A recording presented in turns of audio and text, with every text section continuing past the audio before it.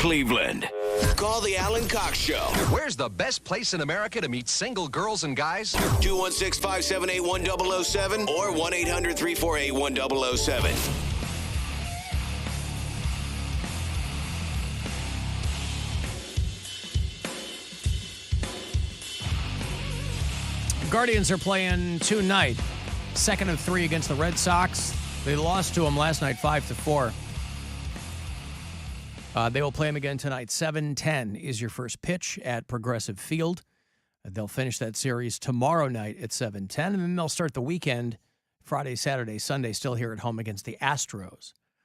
And then they'll hit the road. They'll hit San Diego. They'll play the D-backs in Arizona. Back here to host the A's. A lot of baseball coming up on WMMS FM, home for Cleveland Guardians baseball. And the month of June, you can use the promo code SUMMER at CLE Clothing Company. They've got every manner of possible Cleveland-associated wear. They've got the red and blue baseball collection for you, appropriately enough for the season. But whether you're in one of their stores or whether you're shopping online, just use SUMMER, and they'll take 20% right off the top. I was reading about another one of these people whose GPS jammed him up. There was a guy who got turned around. I think he was on the Rainbow Bridge. I think this is between Buffalo and if you're on your way to Toronto, I think that's the bridge you take. No, that's where dogs die. The Rainbow Bridge. Oh, they cross it. Oh. Yeah. They don't die. Well, this guy wanted to cross the Rainbow Bridge. This guy's very clearly a drug mule. There was a Clint Eastwood movie a few years ago that was based on a true story called The Mule, about a really old guy who was working for a cartel. And because he was so old and driving this pickup truck, ostensibly he wouldn't draw any attention. A 60-year-old American driver was arrested after he took a wrong turn. His GPS jammed him up. And, you get on these bridges and you can't turn around. If you're on the Ambassador Bridge or the Peace Bridge, any of these bridges to Canada, there's big signs. Bridge to Canada. Do not get in this lane if you don't want to go, because you can't turn around. It's not like they have tire damage spikes, but they're one way. And the last thing you want to do is draw attention to yourself by slowly backing up off the bridge. This guy ended up at the Canadian border with $600,000 in cash and 399 pounds of pot. And I would think, man, if you're hauling that kind of weight, I would think 399. Well, they measured out. It was Canada, so 180 kilograms. Okay. It's about 400 pounds. Got it. So I would think, man, if you're doing this job, every T crossed, every I dotted. But he made the wrong turn. So he didn't have a passport with him. And so that's why they inspected his car. He's like, hey, he's from California. This guy had come a long way. Now, maybe he didn't come from there, but that's where he's from. They said about $600,000 in cash. The pot was worth about $500,000. So this guy's got $1 million plus in product and money in his car. In vacuum-packed containers, the drugs and the money were located in different spots in the car. The cash separated into bundles. And so they look at this and they go, well, clearly this is what's going on here. Is this guy's smuggling into he didn't want to go to Canada. But, man. So your old mule gets screwed. He's not, who knows where I don't know if he told them, gave up where it was supposed to go, but he made a wrong turn. That's why I love the people. My wife will give me a hard time because unless I'm going, most of my life is going to work or to home. But any other situation, I'm GPSing it. If I have to drive 5 miles somewhere, I'm GPSing it. And it's not because I don't know where I'm going, but a lot of times it will tell you, maybe there's an accident. Here's a quicker way.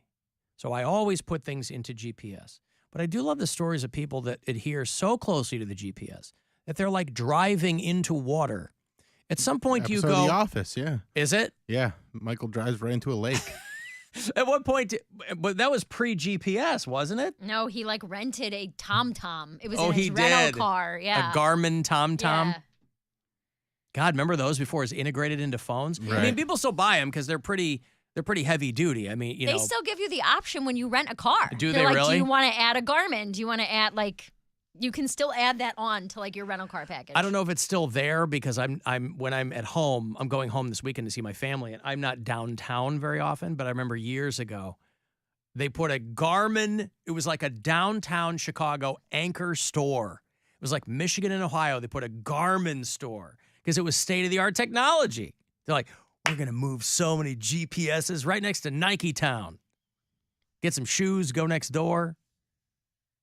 I didn't know that they still offer that when you rent a car. Mm-hmm. Wow. But yeah, you'll always hear a story. A woman drove into a lake. Okay, well, guess what? Lady, your destination is not at the bottom of that body of water. So at some point, you go, this is taking me the wrong way. Even Poundcake's mom wouldn't drive into a lake. That's where the raptors live. Or whatever she saw. Pterodactyls? Pterodactyl. Is it a velociraptor? Yes. Hey, Dave. Dave's in Alabama. What's going on, Alan? Dave, how are you? Bill, Mary, I'm great. How are you? Hanging in. Good. Yeah, just calling to be a bureau chief. We're having a Dukes of Hazzard festival down here this weekend. Where about in Alabama? I live in Rogersville, Yep. work in Muscle Shoals. Nice. All right. So, You live in Yeah. Rogersville. That's right in the Tennessee River. it is. Yeah. All right, good. So yeah, you are. Wheeler Dam, Yeah. Wilson Dam. Yeah. All right. Yeah, my dad's from Auburn. I usually don't. I'm not too familiar with like the Huntsville, Muscle Shoals area, but so you want me to put you down Yeah. for Rogersville, Dave? Sure. All right. What is Dukes? I thought Dukes of Hazzard. I thought that was a Georgia thing. I don't know why the festival is here. I don't know if they tour around with the festival. Like some of the original cast are going to be there and things, so I think they maybe go from town to town in the South and still make money. Yeah. And so so they're going to have the General Lee and all that, or I would assume. I'm not sure. I'm going to go check it out, though. right? All right. Well, have fun. Tell everybody at the Dukes of Hazzard Fest we said hi, Dave. I will. They all listen to the Alan Cox Show. Yeah. I'll tell you what, ever since I met John Schneider in that bar in Detroit at the Comic-Con, we've been joined at the hip. You should come to the festival. Yeah, well, maybe it'll come up here. I got to find out if it comes north of the Mason-Dixon line. Then I'll check it out.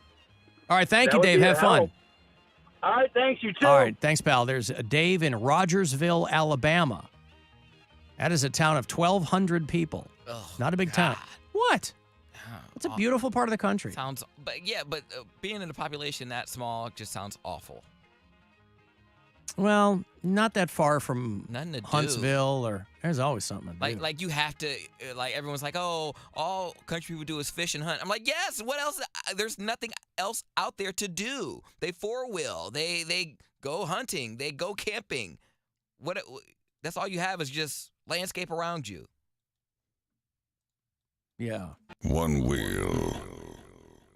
Well, anyway, works at Muscle Shoals, lives in Rogersville. There you go. I just remember seeing John Schneider because Dukes of Hazzard, of course, Bo and Luke Duke. That was John Schneider and Tom Wopat, respectively.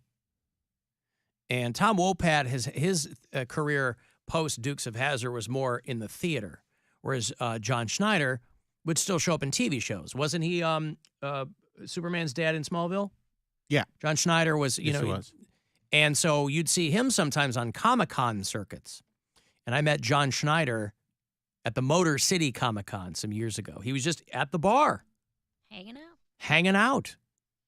I had taken my older kids, and they were hitting the loo, and I walked over and introduced myself to John Schneider. And we had a nice conversation. But he's still a good-looking guy. That helps. You're going to get gigs. And I don't know how old those guys are. They got to be pushing 70 at this point. They right? must be. I mean, this was a good... I mean, Smallville was 20 years ago. 7 years. Yeah, I mean, he's 63. That's it? Yeah. I would have thought he But was a still little looks older. good. No, he looks great. Yep. 63 is not. I thought he would be older. I thought he'd be closer to 70, but. Wopat is 71. Okay. Yeah, he's 8 years older than John Schneider. So, and I think Tom Wopat, he was a little bit crustier about the whole post-Hazzard thing because I just remember Tom he Wopat. wasn't as good looking as John Schneider. Tom Wopat was one of the first guests on The Daily Show when it was Craig Kilborn. Really? This is like episode 2, maybe the first episode. Wow. And he was doing Annie, Get Your Gun on Broadway. Yeah. And so that's what they're promoting. But I was just like, this is a weird show where they're having Tom Wopat on. And like I knew him because I watched that show when I was a little kid, but it was all in reruns. So I just thought that was like a hilarious guest. But it was also when Comedy Central was in its infancy. So Right. I think my older daughter met Tom Wopat because, again, he'll do like summer stock. And so my older kids grew up in Southwest Michigan, and the Barn Theater is a big deal there. And so when my daughter first started kind of performing, you'll kind of, you can get a job like assisting kind of at the Barn Theater for productions that come through. And Tom Wopat was a guy that was always in some touring company of something. But he's from like Madison, Wisconsin or something like that. But yeah, John Schneider, now, again, I don't know what the Dukes of Hazzard Festival is. I think it would be great if it wasn't either of those guys, but it was the Scabs who replaced them for a couple seasons. yeah, right. Coy and Vance, Yeah.